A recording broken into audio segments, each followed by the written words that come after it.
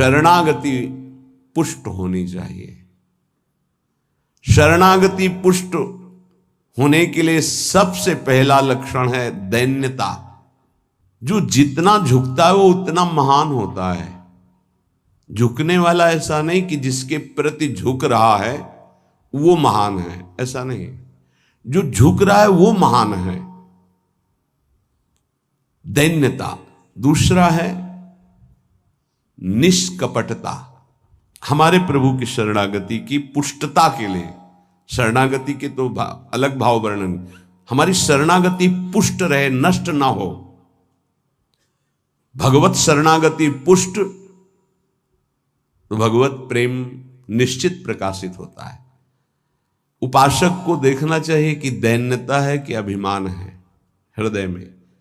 दैन्यता का स्वरूप है किसी भी तरह से हमें गाली दी जाए, अपमान किया जाए, निंदा किया जाए, तिरस्कार किया जाए तो मुझे ऐसा ही लगे कि मैं ऐसा ही हूं, इसी का पात्र हूं। उसे दैन्यता कहते हैं। वाणी से हम माइक से बोलेंगे कि हम अधम हैं, बड़े नीच हैं, बड़े ऐसे हैं, ये भी दैन्यता की भाषा है। और हाथ जोड़कर प्रणाम मुद्रा में रहेंगे, ये भी दैन्यता की मुद्रा है। लेकिन यहां हृदय की दैन्यता को कह रहे हैं कि जब कोई दूसरा कहे तू नीच है, अधम है, पाखंडी है, दंभ करता है, भक्ति नहीं है, और अपने को सीधी बात ये लगे कि सही बात है, मैं ऐसा ही हूं, इसे दैन्यता कहते हैं। शरणागति हमारी जो विक्षिप्त हो जाती है, जो दोषयुक्त हो जाती है, जो पूर्ण नहीं हो पाती शरणागति, उसका कारण देहाभिमान, उसका कारण गुणाभिमान, साधनाभिमान, इनमें से कोई न कोई अभिमान होता है। इसलिए कह रहे सबसे पहला लक्षण बाबा की विचार में दैन्यता, और ये बहुत प्रिय है दैन्यता भगवान को। दूसरी है निष्कपटता। कपट नहीं रखना चाहिए। हरि और गुरुदेव, हरि गुरु चरण सेवा अनुसरहु, अर्चन बंदन संतत करहु, दास संतन कर सुख लाओ।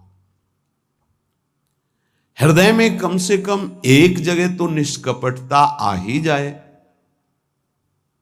गुरुदेव भगवान से। पर ये बहुत छलिया मन है, ये सर्वज्ञ प्रभु से भी छल करना चाहता है, बहुत छलिया है। अगर हमारी शरणागति का अपहरण कोई करता है तो अभिमान और कपट। दूसरा जब निष्कपटता है तो कपट अगर है तो हमारी शरणागति ढक जाएगी।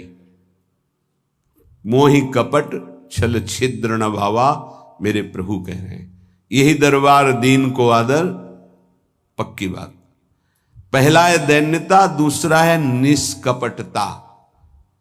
शरणागत उपासक के हृदय में कपट नहीं। कपट का मतलब होता है कि मुख से कुछ और बोल रहे हैं और हृदय में कुछ और है। ये कपट प्रायः अपने लोग बहुत अच्छी तरह हृदय में सजा के रखते हैं, इसीलिए शरणागति पुष्ट नहीं होती। निष्कपटता, जैसे का वैसा, बिल्कुल गुरु के सामने, प्रभु के सामने, उसमें। तीसरा सत्यता। वाणी में सत्य, हृदय में सत्य, आचरण में सत्य, सत्य धर्मयुक्त। असत्य संपूर्ण संसार के भोग और संबंध है।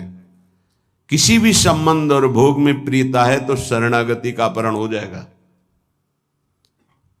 सत्य श्री भगवान, नाम, धाम, लीला, रूप, प्रेमी जन। इसके अलावा सब मिथ्या। जितना कुछ देख रहे हो परिणाम देखा जाता है, परिणाम में सब झूठा। चौथा सर्व समर्पण। सर्व शब्द लगा हुआ है, तन मन प्राण एक एक वृत्ति केवल अपने शरण की तरफ। यहां सर्व समर्पण नहीं होता। समर्पण होता है पर सर्व समर्पण नहीं होता। सर्व समर्पण कुछ हमारी पर्सनल वृत्तियां हैं, कुछ हमारी शर्तें हैं, कुछ हमारा है, तो सर्व समर्पण नहीं। सर्व समर्पण दशरथ जी महाराज के श्रीमुख के वचन, नाथ सकल संपदा तुम्हारी, मैं सेवक समेत सुत नारी, सर्वस्व आपका प्रभु। जहां कहीं शरणागति पुष्ट पाई गई तो सर्व समर्पण वाले की, वो चाहे राजा ही क्यों न हो, महाराज शिवाजी, वीर शिवाजी, समर्थ गुरु रामदास जी सर्व समर्पण, पीपा जी सर्व समर्पण। कैसा शरणागति पुष्टता का ये लक्षण, सर्व समर्पण। पीपा जी महाराज राजभाव में अपने सब राजवैभव के साथ गुरुदेव श्री रामानंदाचार्य जी के, तो वहां तो पार्षद खड़े रहते थे, सहज में ऐसे थोड़ी मिल सकते हैं आप जाके। प्रार्थना की, कह दो कि महाराज पीपा जी आए हैं और स्वामी जी के चरणों के दर्शन करना चाहते हैं, जाके सूचना दी, वह जाके कह दो कि हाँ राजा महाराजाओं की कोई आवश्यकता नहीं। स्वामी जी साक्षात भगवान का स्वरूप रामानंदाचार्य जी आए और उनका महाराज का आदेश है कि हाँ किसी राजा महाराजा की जरूरत नहीं। तो उनको लगा मेरे से कोई गलती हो गई। अच्छा, समस्त राज सैनिकों को, राज पोशाक को, सब, और एक साधारण को कहा कह दीजिए कि नीच पीपा दर्शन करना चाहता है श्री चरणों के। अधम पीपा स्वामी जी से कहा, स्वामी जी ने कहा कह दो यहां खड़े खड़े क्या करता है, और समीप में कुआं है वहां गिर जाए। आए और कहा आदेश है स्वामी जी का, वो समीप में कुआं है वहां आप जाकर के गिर जाइए कुएं में, जो आज्ञा। स्वामी जी बिल्कुल नजदीक पहुंच रहे कुएं के, स्वामी जी बिल्कुल अब पहुंच गए हैं, अगला कदम रोक दो, रुक जाओ, वापस आ जाओ। स्वामी जी निकल के आए, दर्शन दिया, जाओ हम स्वयं आएंगे तुम्हारे नगर में, फिर तुम्हें मंत्र और विरक्तता सब प्रदान कर। महापुरुष बना दिया। पीपा जी का पावन चरित्र है, सर्व समर्पण, प्राण समर्पित है, कुएं में गिर जा, मतलब तन प्राण सर्व। पहले में राज धन वैभव, बड़ा शरणागति का महामहिम स्वरूप है। ये समर्पणता तो हम दिखाते हैं, लेकिन सर्व समर्पणता नहीं। कुछ अपना है, कुछ आपकी बात मान लेते हैं, इसीलिए वो खिचड़ी बनी रहती, शरणागति नहीं हो पाती। जब उपासक के हृदय में अपना अस्तित्व रहता है तो उसको भक्ति नौटंकी नाटक नजर आती है। अपनी वासना की पूर्ति, अपनी इच्छा की पूर्ति के लिए वो भगवान की उपासना को नाटक समझने लगता है। अगर अपनी वासना, अपनी इच्छा, इसका त्याग कर दिया जाए तो भक्ति का परिचय मिलता है। प्रायः बड़े बड़े महाभागवतों के घर वाले ही, परिवार वाले ही उनको नहीं समझ पाए और उनका तिरस्कार करें। इस बात के लिए वो जैसा चाहते हैं वैसा आप चलिए, उनको जितना पसंद है आप कीजिए। जैसे कुछ भक्तों को कि हमको पूरी रज लगाना पसंद नहीं, बस हल्का सा तिलक लगा लीजिए, क्योंकि आपने गुरुमंत्र लिया इसलिए तिलक लगा लीजिए। ये जरूरी है पूरा मुंह में थोपना, क्योंकि तुम्हारी दृष्टि नहीं है ना, तुम रज पसंद नहीं करते, गाल गोरे पसंद करते हो। ये पसंद कर, ये चमड़ी कब तक रहेगी, नष्ट हो जाएगी, न तुम्हारी रहेगी ना जिसकी देख रहे हो उसकी रहेगी। पतन हो जाएगा। जिन जिन ने भक्तों का विरोध किया उनका पतन हो गया। ये सर्व समर्पणता भक्ति में जब साधक चलेगा तो अपने आप आ जाएगा, उसको किसी की कोई परवाह नहीं रहती। अपनी भक्ति में कहीं आंच नहीं आने देगा। जीवन की बाजी लगा दी है, अनंत जन्मों से बिगड़ी बात को बनाने चले हैं। तो हम ये देखते हैं कि देवता परिवार वालों की बुद्धि में बैठ करके उसको शरणागति से भ्रष्ट करना चाहते हैं। बस जैसा हम कहें वैसा तुम्हें चलना है। अब भी तुम अपना अधिकार रखते हो। भगवान की कृपा मनाओ कि अभी तुमको कुछ मान रहे हैं, इसलिए सुन रहे हैं वो भक्तजन, और ना माने, केवल प्रभु को माने, तो रत्नावती जी ने मूड मुड़ा लिया और खिलाफत में बैठ गई उनकी आज्ञा के खिलाफ। राजन्नाज से त्यागती हूं, इस महल में प्रवेश नहीं करूंगी, केवल श्री भगवान का आश्रय लेकर संतों के बीच में रहूंगी। जो बिगाड़ना है बिगाड़ लीजिए। आखिरकार साष्टांग दंडवत और चरणों में गिरना पड़ा पूरे चरित्र के बाद। तो बहादुरी तो तुम्हारी इसी बात की है कि अपने प्रभु के चरणारविंद में आपने अपने अपनापन का दान कर दिया। अब प्रश्न नहीं खड़ा होता, तुम साधना का स्वरूप क्या जानते हो? अरे चित्त प्रभु में लगा है, पूरा दिन हो गया उठे ही नहीं आसन से। भगवदाकार वृत्ति है आसपास सब। बड़े सिद्ध महापुरुष की बात कह रहे हैं, पूज्य श्री श्रीधर बाबा। इतनी रज होगी पूरे सिंहासन में, इतनी ऊंचाई से, क्योंकि परिक्रमा नजदीक कालीधे के। और उनको शरीर की शुद्ध नहीं तो कब वो रज पूछे। मच्छरदानी लगी थी, मच्छर क्या पूरा हाथ चला जाए, और 10-5 छिपकली उस मच्छरदानी में चिपकी रहती थी। बस ऐसे घुस गए अंदर, बस पूरा कमरा कहीं जाला, कहीं ये कहीं वो। जब बाबा इसे साफ, अरे नहीं भाई चलो तुम बाहर ऐसे रहने। जहां उनकी स्थिति है, कभी कभी ऐसी स्थिति देखी है कि जो वाणी से नहीं बोल सकते, ऐसी अनिर्वचनीय स्थिति। आंखों से अश्रुधारा, शरीर कांप रहा सैया पे, छूने की हिम्मत नहीं, चरण चापने गए, होश ही नहीं बाबा को, ओठ फड़फड़ा रहे, कैसी भगवदाकार एकदम स्थिति। जब उपासक चित्त प्रभु से जुड़ेगा तो ये सब अच्छा नहीं लगता। बढ़िया संगमरमर, बढ़िया सैया, बढ़िया नहीं खान पान ते भावे है, नहीं कोमल वसन सुहावे है, सब विषय लगे ते खारा है, हरियासिक का मग न्यारा है। क्या चल रहा है? ये दिमाग क्या कह रहा है?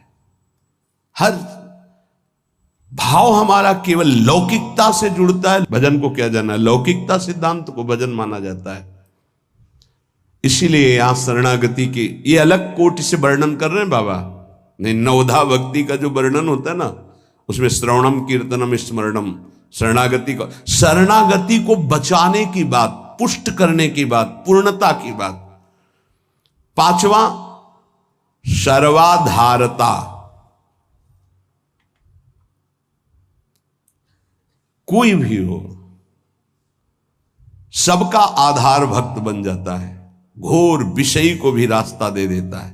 चलो ऐसे चलो भगवान के मार्ग में। सच्ची कहते हैं, कोई अगर भक्तों के हृदय को जान जाए तो लूट ले, माला माल हो जाए, पर वो भगवान ऐसी सीमा रखते हैं कि तुम जान ही नहीं सकते हो।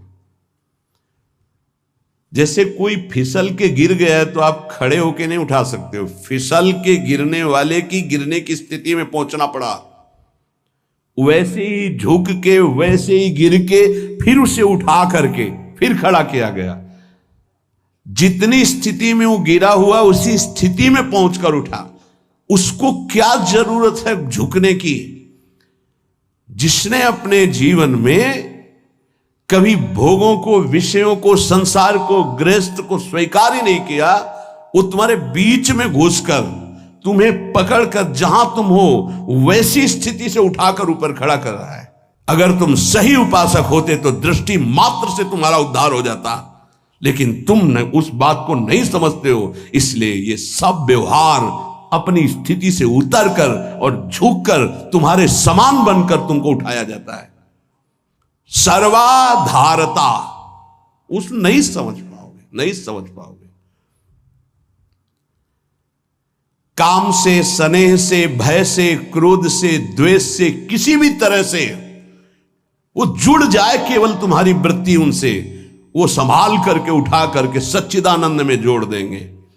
चाहे भगवान से जुड़े या भगवत प्राप्त महात्मा से, भगवत प्रेमी से जुड़े, वहीं पहुंचा देंगे। नंग धड़ंग शराब पिए हुए गंगा जी में खड़े हैं, उपद्रव कर रहे हैं, नारद जी महाराज के सामने अभद्र स्वरूप में खड़े, ये पशुता तुम्हारे अंदर केवल धन वैभव के अभिमान से आई है, तुम कुबेर के पुत्र हो, ये हालत तुम्हारी, जाओ मैं तुम्हें शाप देता हूं, तुम वृक्ष योनि को प्राप्त हो जाओ। लगा ना कि महात्मा बहुत कड़ुआ स्वभाव प्रकट कर दे, बहुत करुणा कर दे। हालत क्या थी, पहुंचा कहां दिया, वृक्ष तो बनो पर नंदालय के, जाओ तुम्हें सच्चिदानंद भगवान का दर्शन, संभाषण और स्पर्श प्राप्त हो, जो बड़ी बड़ी साधनाओं से नहीं प्राप्त होता, और नारद जी ने शाप दे के प्राप्त करा दिया। दामोदर गोविंद भगवान के उदर में बंधा हुआ उखल है, घसीटते हुए वहां जाते हैं, यमलार्जुन के बीच में फंसा देते हैं, मारते हैं अखिल शक्तियों के स्वामी, जरा सा झटका उखड़ कर दोनों वृक्ष गिर जाते हैं, उनसे दिव्य रूप धारण करके यही प्रकट होते हैं जो यमलार्जुन बने हुए थे। नलकुबर मणिग्रीव शायद ऐसा नाम है। भगवान का दर्शन, संभाषण, स्पर्श, साप दे दिया तो ये प्राप्त हुआ। विचार करके देखो, समझ में नहीं आता, जीव को समझ में नहीं आता कि हमारे ऊपर कितनी कृपा है। सर्वाधारता इस शरणागति की पुष्टता का लक्षण है, वो सबका आधार बन जाता है। जैसे हमारी सबकी आधार भूमि है, ऐसे वो भक्त बन जाता है। रखो मेरे ऊपर पैर, निकल जाओ भगवान की गोद में जाओ। वो इस उदारता को, इस कृपा को इस साधारण जन नहीं जानते, अवहेलना करते हैं। एक एक वृत्ति तुम्हारी संभालने के लिए हमारी श्री जी की भक्ति तैयार है। एक एक वृत्ति को तुम्हें रोना नहीं आया कि हमारे ऊपर कितनी कृपा है। बहुत कृपालु शरणागत जन होते हैं श्री जी के, जैसे श्री जी का स्वभाव तो वही अंश में उतरता है उनके जनों में। सर्वाधारता, सबके लिए आधार भूमि बनने के लिए तैयार है।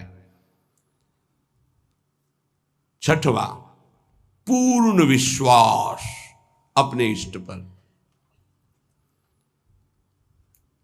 जैसे राम काज के लिए लंका में प्रवेश कर रहे हैं हनुमान जी महाराज, घोर निशाचरी स्थिति है लंका में।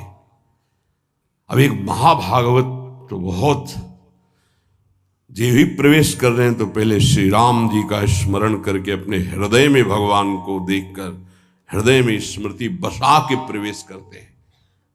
क्या भाव, प्रविश नगर की जय सब काजा, हृदय राख कौशलपुर। जब किसी भी साधक या किसी से भी भगवान का निज जन उसे उठाने की, तो पहले प्रभु जा रहे हैं, बहुत फिसलन है नाथ, पकड़े रहना। जैसे कोई डूब रहा है उसको निकालने जा रहा है, प्रयास करेगा, लेकिन वो जो डूब रहा है वो प्रयास करेगा उसको डुबोने का, क्योंकि वो सांस लेना चाहता है। ऐसे जो काम में डूब रहा है, क्रोध में डूब रहा है, मोह में डूब रहा है, नाना प्रकार के भोगों में डूब रहा है, उसको निकालने के लिए जाओगे, वो पहले तुम्हें उसमें डुबोने की कोशिश करेगा। तुम्हारे अंदर काम, तुम्हारे अंदर क्रोध, तुम्हारे अंदर लोभ, क्योंकि उसी वृत्ति से वो अपना भाव स्वीकार करेगा।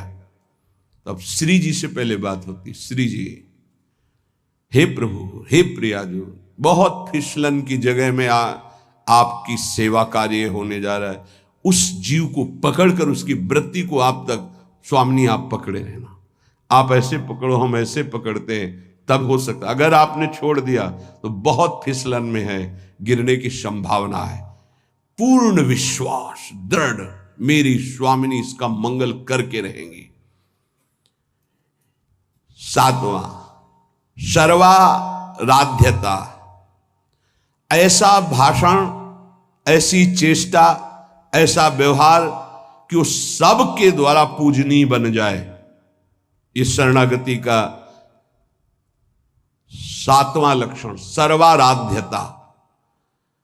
उपासक का ऐसा स्वभाव, ऐसा व्यवहार, मृदुता कि सब उसकी आज्ञा का पालन करने लगे। ऐसी इस शरणागति की पूर्णता का स्वरूप सर्वाराध्यता। हंस बोले बहुमान दे, सर्वाराध्यता ये उनका गुण होता है। नहीं नहीं कोई बात नहीं, आप ऐसा शांत हो जाइए, आप कोई बात नहीं, बहुत सावधान। शरणागति कोई खिलवाड़ नहीं, और शरणागति हो गई तो सब पूर्ण हो गया। अखिल लोक चूड़ामणि भगवान शरणागत के अधीन हो जाते, अहम भक्त पराधीन हूं।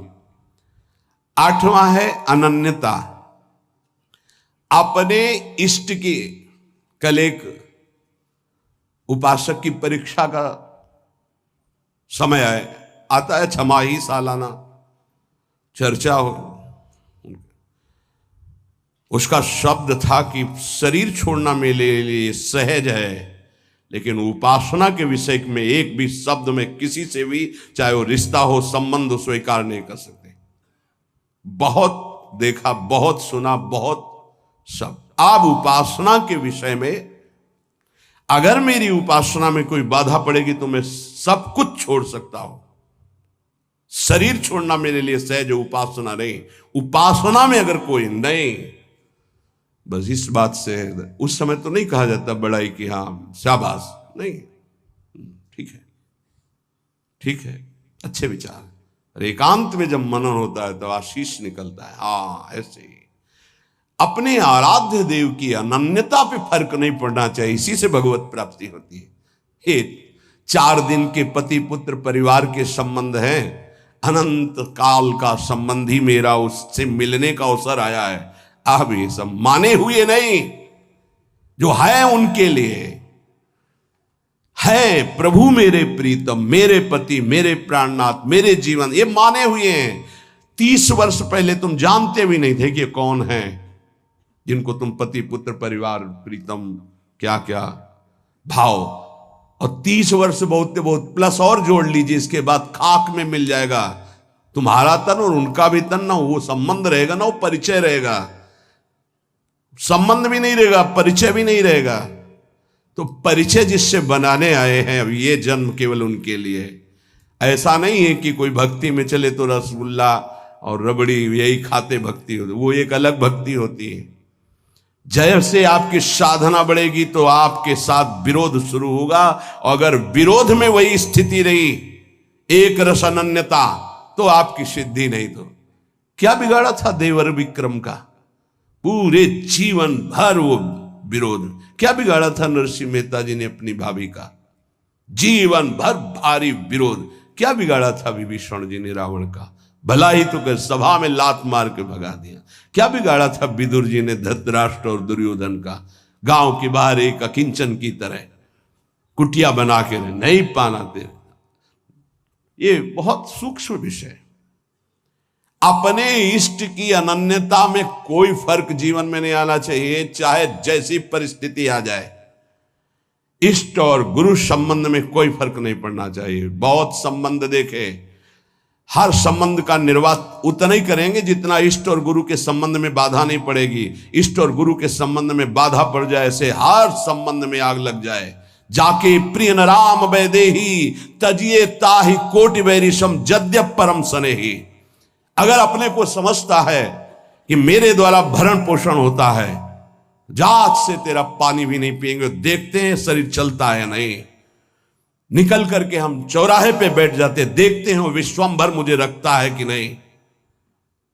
वो अनंत ब्रह्मांडों का सृजन करने वाला एक क्षण में सब कुछ ठीक कर देगा। क्या चरित्र भक्तों के ऐसे ही मनोरंजन के लिए नहीं पड़े जाते? ये आदर्श है। महाजनों गतेन सा पंथा। रत्नावती जी के लिए मारने के लिए क्या उपाय नहीं किया माधव सिंह ने? मैं राजा हूं, मेरी ये रानी, और ऐसा उद्दंडता, मुड़ मुड़ा के संतों के बीच में बैठना। सीम की चाप सके को तासु, बड़ रखवार रमापति जासु। भक्ति मार्ग में, भगवत मार्ग में यदि कदम रखा है तो अपने मार्ग नहीं छूटना चाहिए, चाहे प्राण छूट जाए। ये आखिरी बाजी है। ये सब छूटेंगे, माने हुए पति पत्नी पुत्र परिवार भाई बंधु, इनका कोई अस्तित्व तो नहीं है। आज नहीं तो कल ये छूटेंगे ही। लेकिन जिनके लिए जन्म जन्मांतर से भटक रहे, उन प्रभु को नहीं। अगर तुम्हारी समझ में आ रही हो तो बात पकड़ लो।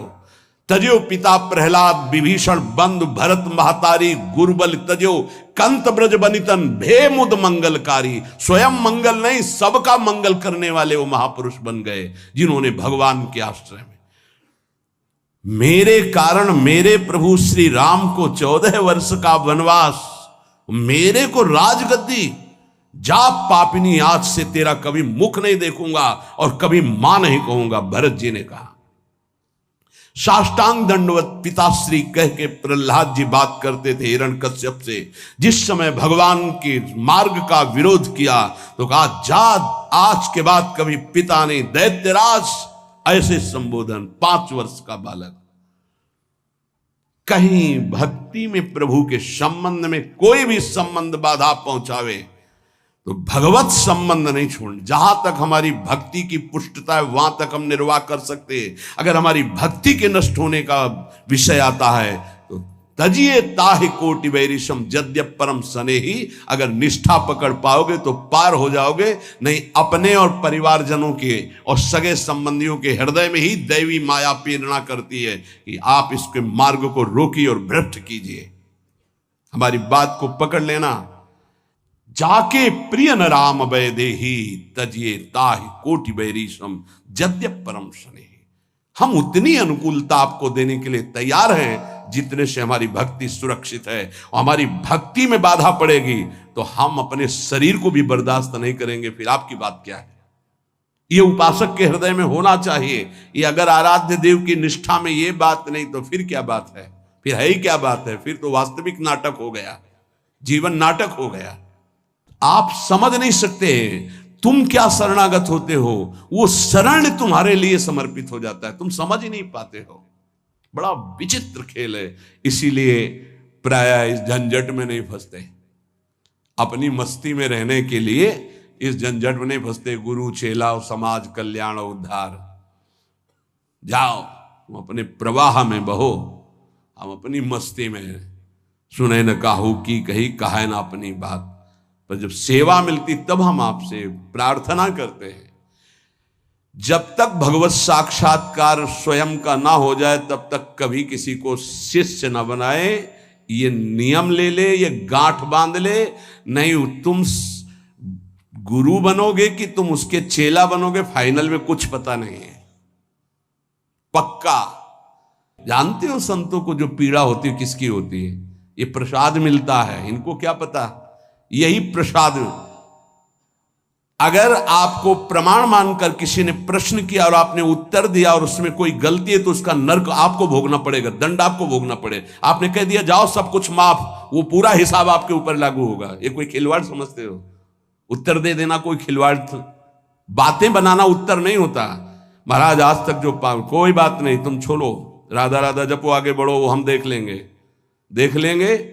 ऐसे आया कैसे? जैसे महाप्रभु चैतन्य देव ऐसे करके गंगा जल में खड़े करके पाप ले रहे हैं, तो उन्हीं के चरण आश्रित हैं भक्तजन, उसी प्रेमावतार, उसी भगवत स्वरूपों के। आप क्या जानते हो इस राज से? जो आज तुम चैन से मुस्कुराकर बात करते हो तो तुम्हारे जीवन में कुछ ट्रांसफर हुआ है। तुम्हारा उधर और उधर का उधर। अगर जान जाओ तो रोते रहोगे कि हम पर कितनी कर, फिर भी हम उनकी अवहेलना करते हैं। सच्ची कहते हैं कि हमारी बड़ी दुर्दशा है हम लोगों की कि हम ऐसे गुरुजनों का, ऐसे कृपालु आराध्य देव की कृपा की अवहेलना करते हैं। वो कृपा पे कृपा करते जा रहे हैं, हम उनकी अवहेलना पे अवहेलना करते चले जा रहे हैं। वो समेट करके आपको इसी जन्म में भगवत प्राप्ति करना, आप फैलाकर अनेक जन्मों के लिए इतिहास रचना चाहते हैं। बड़ा विचित्र खेल, बहुत विचित्र खेल। इसीलिए जो चतुर सुजान होते हैं वो इस गुरु चेला के संबंध में नहीं फंसते। हमारी सामर्थ्य नहीं प्रभु, किसी और को बनाई, राधा राधा राधा। और भगवान की लीला होती है। ये जो सेवा मिलती तो सामर्थ्य देते, उन्हीं का कृपा प्रसाद। पर हम इतना जरूर कहते हैं, जब तक भगवत साक्षात्कार ना हो जाए तब तक किसी को शिष्य ना बनावे। पक्की बात, शिष्य बनाना कोई मजाक नहीं है। हरे शिष्य धम शोक न हरे, सो गुरु घोर नरक मा परे। जैसे किसी की बेटी सयानी हो जाए तो ब्याह के लिए पिता की चिंता बढ़ जाती है, चाहे वो जनक जी जैसे ही क्यों ना ज्ञानी हो। ऐसे ही शिष्य बनाने के बाद पूरा भार गुरु के ऊपर आ जाता है। इसका आचरण पवित्र हो, इसका जीवन श्री जी से मिले, इसका कैसे स्वभाव बदले, ये कैसे निष्काम बने। आपने जो संबंध बनाया उस संबंध को पूर्ण कर लो, श्री जी से मिल जाओ। ये बड़े बड़े जो महापुरुष दैन्य भाव से आपको प्रार्थना करते हैं कि मैं आपसे प्रार्थना करता हूं भाई, हे सखे, हे मित्र, ये हम समझ नहीं पा रहे। सर्वाधारता, पूर्ण विश्वास, सर्वाराध्यता और आठवां अनन्यता और नवां निज स्वरूप सामर्थ्य विस्मरण, इस शरणागति। पूर्ण शरणागति, निज स्वरूप सामर्थ्य विस्मरण, ये प्राय प्रेमी जनों में पाई जाती है। अपार सामर्थ्य है लेकिन एक साधारण आदमी उनको अपमानित करके चला जाता है, कभी दंड विधान नहीं करते। करत जे अनुसैन निंदक तिनहु पे अनुग्रह कियो। निज स्वरूप विस्मरण, आराध्य देव में इतनी तन्मयता कि मैं आराध्य देव का चिंतन कर रहा हूं ये भी भूल गए।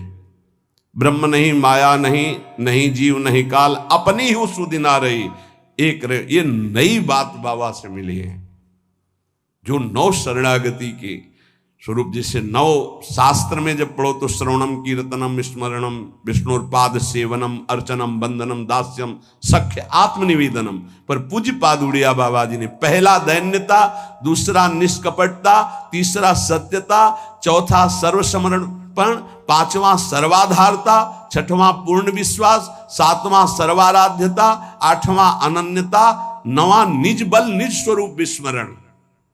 निज बल निज स्वरूप विस्मरण, कोई तपस्या का बल, साधना का बल, इसका स्मरण नहीं, अपनी भी स्मृति नहीं। एक रहे हो नंदलाल, अपनी ही उस सुदिना रही हो, एक रहे हो नंदलाल। ये जो नौ शरणागति की वार्ता